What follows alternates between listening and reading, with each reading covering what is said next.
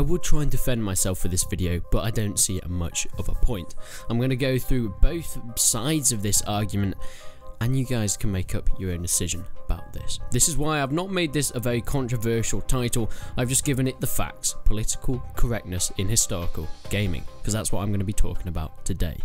The reason I wanted to make this video is because there's a new upcoming game called Ancestors. Many of you may have seen my videos on that. I definitely recommend you go and watch them if you want to see more information on that video. But this is a game, a sort of strategy game set in medieval Europe.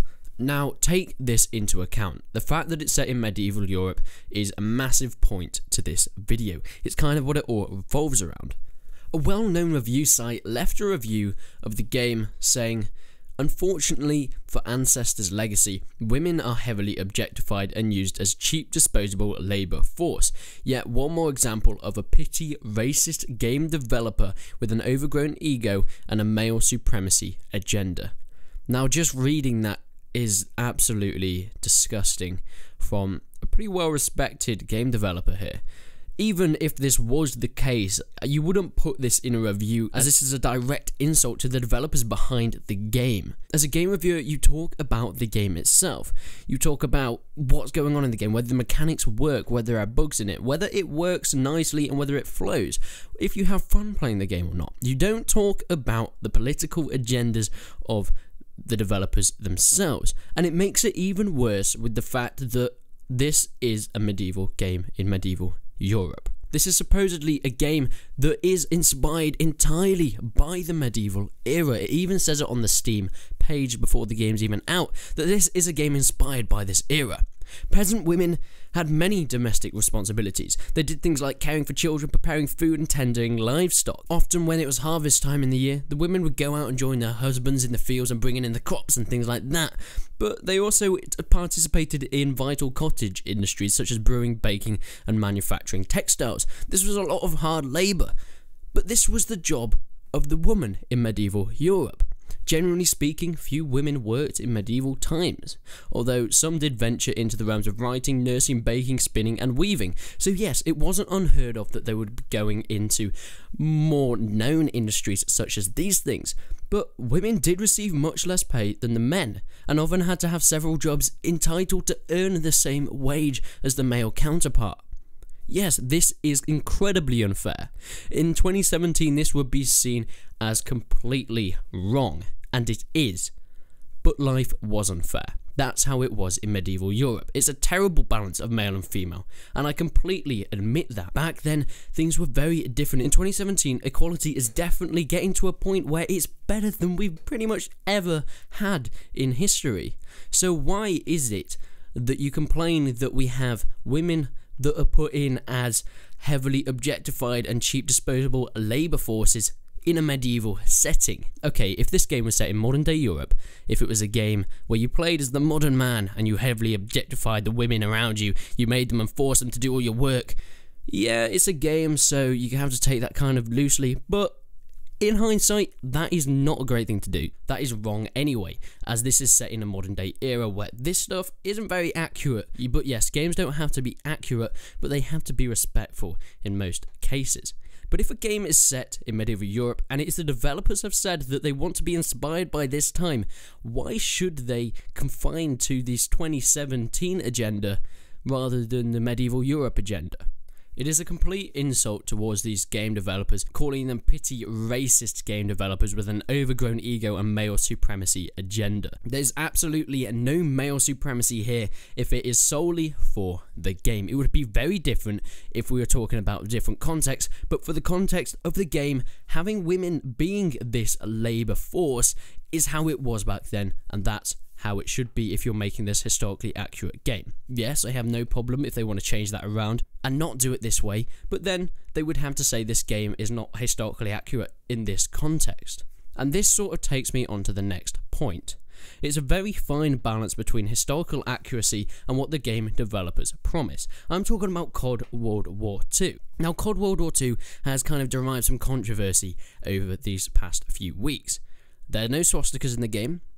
There are black soldiers in the German army and things like that, and there are also women in the German army. Now, all these things have kind of stirred up quite a lot of controversy, and for each of their own reasons, so I'm going to go into that now.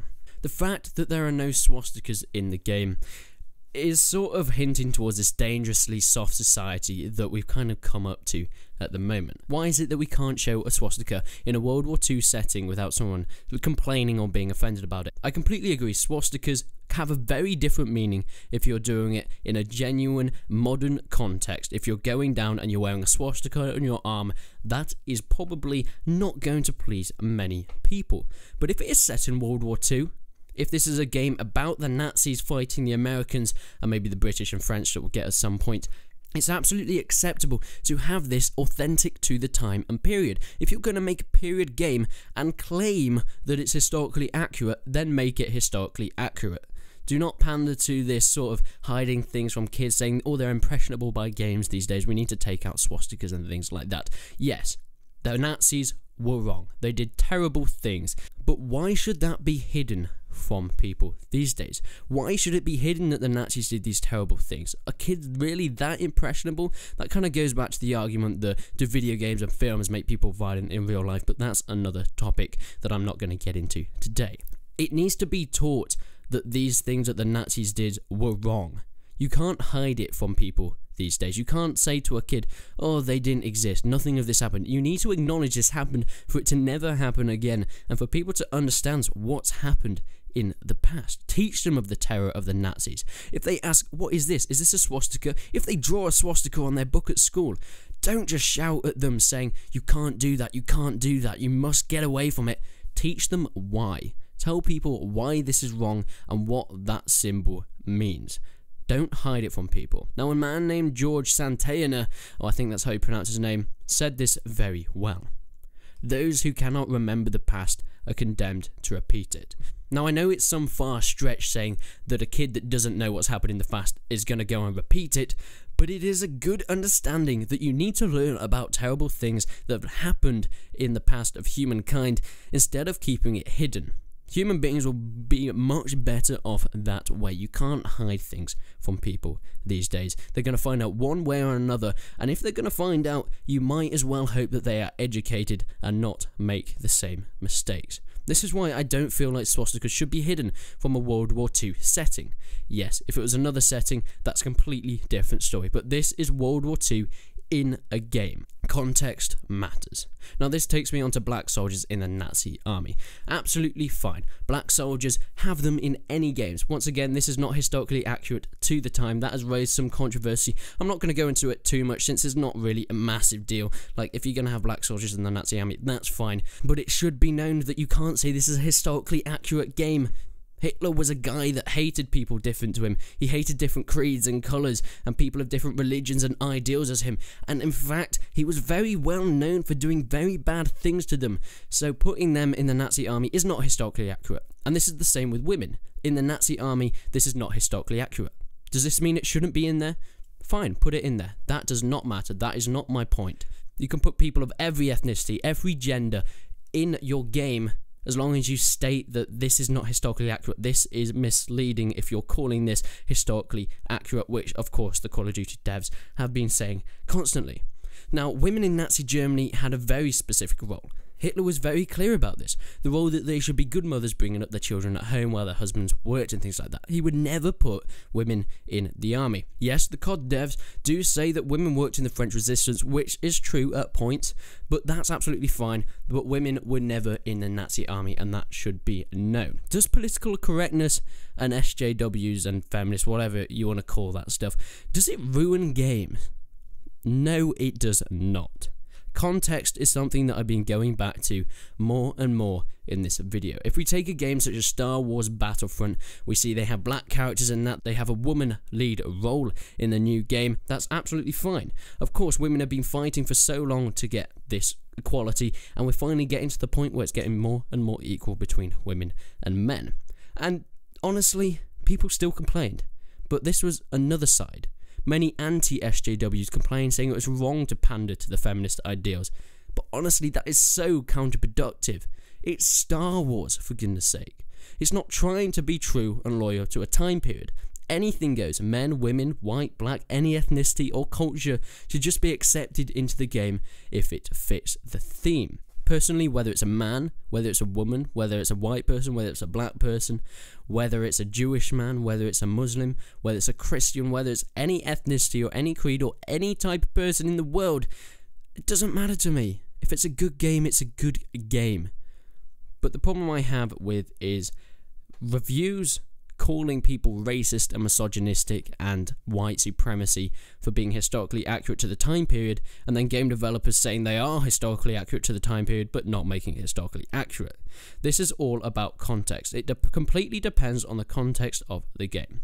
Political correctness is not a bad thing. In fact, it's a very good thing at some points. It makes people close together and, of course, keeps people on the same side.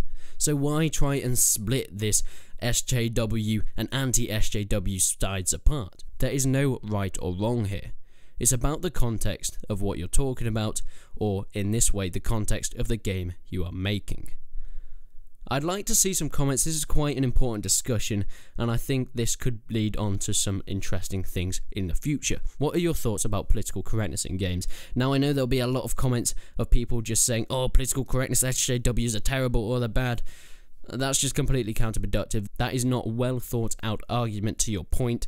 Don't make a point and not explain why, okay? So thank you guys for watching. I really hope you enjoyed this video. I know it's a bit different to usual, and we might get quite a few interesting discussions by this. But until then, guys, I will see you in the next one.